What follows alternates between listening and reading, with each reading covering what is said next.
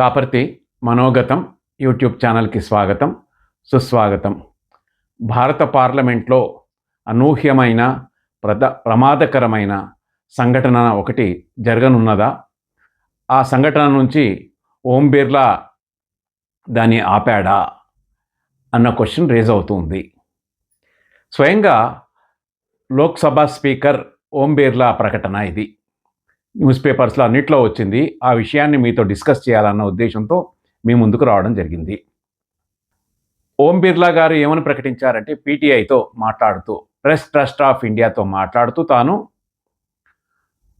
నరేంద్ర మోదీ గారిని ప్రతిపక్షాలకు చెందిన మహిళా లోక్సభ సభ్యులు అటాక్ చేయాలా అన్న ఉద్దేశంతో ఉన్నారు, ప్లాన్ చేశారు. అందుకే వాళ్ళు నరేంద్ర మోదీకి వ్యతిరేకంగా బ్యానర్స్ పట్టుకుని వచ్చారు.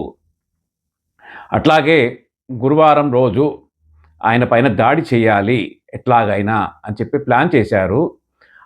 అందుకోసం అని చెప్పేసి ఆ దాడి నుంచి దేశంతో నరేంద్ర మోదీ గారిని ఆపాలా అన్న ఉద్దేశంతో మీరు లోక్సభకు రాకండి, తద్వారా ప్రమాదాన్ని అరికట్టిన వారు అవుతారు, దయచేసి నా మాట వినండి అని ఓం బిర్లా గారు నరేంద్ర మోదీ గారిని అడిగినట్టు, తాను దానికి ఒప్పుకున్నట్టు ప్రకటన వచ్చింది. ఇలా అయితే నిజంగా భారత ప్రజాస్వామ్యానికి, భారత పార్లమెంటుకి, లోక్సభకు దుర్దినము. ఎందుకంటే ప్రజలు ఏదైనా ప్రభుత్వము నచ్చకపోతే 5 ఏళ్లలో జరిగిన లోక్సభ ఎన్నికల ద్వారా ప్రభుత్వాన్ని మార్చగలిగే అవకాశము ప్రజలకుంది.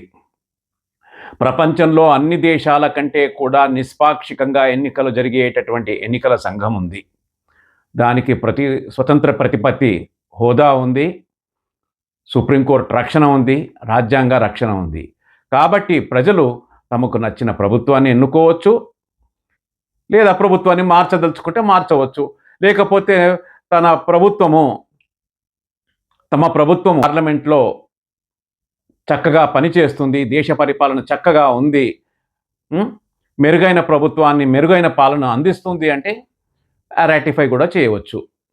కాబట్టి ఇలా కాకుండా ఏదో నియంతృత్వ నిరంకుశ దేశాలలో మాదిరిగా ఫిజికల్ దాడులు చేయడము, భౌతిక దాడులు చేయడం ఇది ప్రమాదకరం. నిజంగా ఇలా జరగకూడదు. ఇలా జరిగితే ప్రజాస్వామ్యానికి పెద్ద గుడ్డలి పెట్టు. అట్లాగే ప్రజలు, రాజ్యాంగము, ప్రభుత్వాలు, సుప్రీంకోర్టు జోక్యం చేసుకుని ఇలాంటి సంఘటనలను మళ్ళా జరగకుండా చూడాలని చెప్పేసి దేశభక్తులు, జాతీయవాదులు కోరుకుంటున్నారు. ఫ్రెండ్స్, ఈ కాంటెంట్ నేను న్యూస్ పేపర్లో చూసి ఇచ్చాను. దీంట్లో ఎటువంటి పార్షియాలిటీ లేదు. ఈ విషయాన్ని మీరు గమనించాలి. నిజంగా నేను ఇచ్చిన కాంటెంట్ మీకు నచ్చితే లైక్ చేయండి, బంధుమిత్రులకు షేర్ చేయండి. వారు సబ్స్క్రైబ్ చేసుకోకపోతే చేసుకోమని చెప్పండి. జై హింద్.